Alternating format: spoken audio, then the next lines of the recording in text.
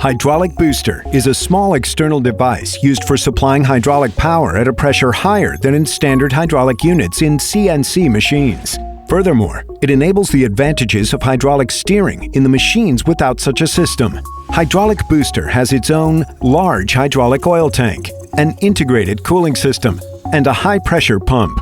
The pump supplies oil into the steering system and then into the automation device. By doing so, it enhances the machine's production capacity.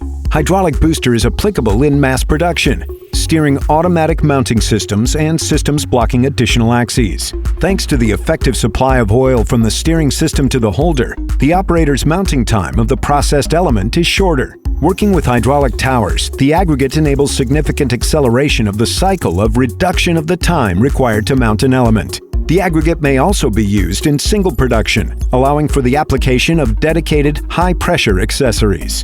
Find out more about hydraulic booster aggregates